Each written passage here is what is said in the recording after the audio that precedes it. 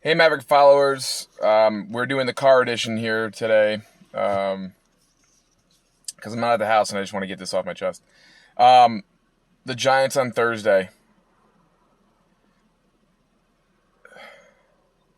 To say that our souls were not snatched out of our chests during that game is an understatement. For a second game, for a week 2 game, the amount of emotions, the roller coaster that we went on Thursday night is incredible. And I feel like as a Giant fan, especially in the last, I would say 20 years, because even the years we won the Super Bowls, I felt like there was roller coasters throughout those seasons. It's really difficult to just get an easy win, right? Where we're up by 21 in the fourth quarter when they don't have enough time and we can just kind of relax and enjoy ourselves and maybe check our fantasy stats. The Giants have not been like that in a decade. And after the game, I thought to myself, can I still root for this team? Like, are we at that point? And then as I slept on it and I woke up the next morning, I said to myself, that was a good game. Okay. In terms of from game 1 to game 2, how they played. Now, when I say that, we're not talking about the defense because the issue I'm having with the Thursday night game was we gave up 30 points. As an NFL team, if you give up 30 points, you don't deserve to win a game. So this is not on Daniel Jones, okay? This is not even really on the offense. I'm putting this on Pat.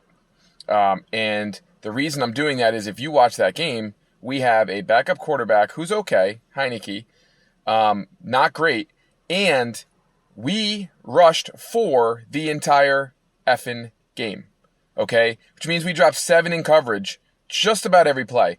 He rarely blitzed them, and we're in coverage, and yet Heineke still was able to get completions. Tyler McLaughlin, who's the best player in that team and had a good fantasy week, thank you, because he's on my team, he should have been double covered all game. Now, Bradbury's a good corner, but he could have used some help, and they didn't give him any, okay? So, defensively, we lost that game. 30 points. If you score 29 points in a game as an offense, the team should win the game, okay? So this is not the fault of offense. It's not the fault of crappy play calling on the offensive side, although there was plenty of that. Or Barkley still trying to get back when he shouldn't have. They should have kept him out for another week. Daniel Jones was carrying our team, and I keep saying that while I think he's not the long-term answer, he kept us in that game with his feet. There was a whole bunch of bogus calls, namely the holding call on Daniel Jones's first touchdown run. There's no CJ Board did not hold, and then even still, okay, the Giants gave up so many yards on defense so that Heineke could get them in field goal range. That even though Dexter Lawrence jumped off sides, which was barely, but he did, it shouldn't even have got to that point.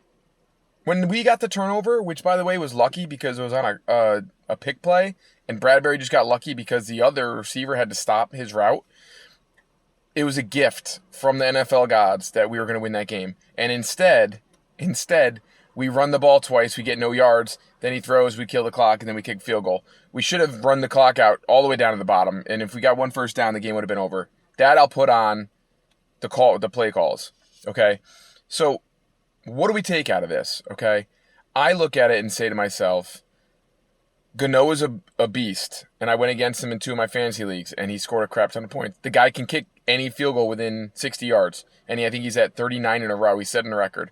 So if we get the ball down the field, we're going to be able to get at least a field goal. Slayton has to put 2 hands on the ball. Now, everybody's giving him crap for missing that touchdown in the end zone, but the truth is, that wasn't all on him. Daniel threw it out a little bit too far. He's wide freaking open, DJ. Just set it in there. He did. He made him have to run for it, and he couldn't get to it. I'm not putting that on Slayton. He had an amazing touchdown catch earlier in that game, so stop saying that Slayton can't catch the ball. That's bogus too, okay? Don't put this on Dexter Lawrence. It's one play, okay? And they were on the field a lot, and they just goofed up. So long story short, does it hurt? Yes. 0-2 teams don't make the playoffs. That's possible with us. But the defense really needs to find a way to find its footing. Most of them are healthy, and I felt like they were not stopping Heineke in that offense at all. And they're not an awesome offense. they have a really good defense. And honestly, let's flip it. The offensive line played pretty well, even with Gates going down with that broken leg, which I'm glad they didn't show again because that was gross. They held their own against a really formidable Washington defensive line. And honestly, Daniel Jones had time, and you saw he made a fake to Saquon Barkley on that one run, and Chase Young literally tackled Barkley thinking that the play was dead, and the camera stayed there, and they didn't even see DJ running 10 yards down the field wide open because everybody came down on it. That's the thing that DJ can do. So I'm giving him more faith than most people in terms of what his ability is. Okay? So let's move on to my top 5 picks. That was my Giants thing. All right, I only went 2 and 3 last week. Detroit almost came back and covered. They didn't. But here's my top 5 picks. So I'm 2 and 3 for the season.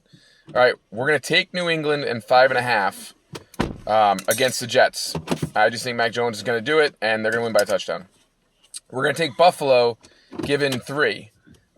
Josh Allen had an absolute horrid game last week, and they need to come and show that they are Super Bowl bound. We're moving now, so you're going to see some background light going on. Third one, Green Bay, minus 10.5. There is nothing more that Aaron Rodgers likes to do than to prove people wrong. They had a horrible game last week, and everybody's saying how he basically cashed it in. That dude's going to go off for 5 touchdowns this week. We're going to take the Rams, giving 4. I think they're playing. I forget who they're playing. I should have wrote that down. I'm sorry. But anyway, Matt Stafford looked good. I think they're going to score more points. The more he gets in that system, I think the better they're going to be. The last one is we're taking Philly, getting 3.5. Hurts played really well. He's just like Daniel Jones. He can keep you in a game with his feet. And I think that's what's going to happen in this game. So one more time. New England giving 5.5. Buffalo minus 3. Green Bay minus 10.5. Rams minus 4. And Philly plus 3.5. Hopefully I get on the right side of 500 this week. All right, have a great week.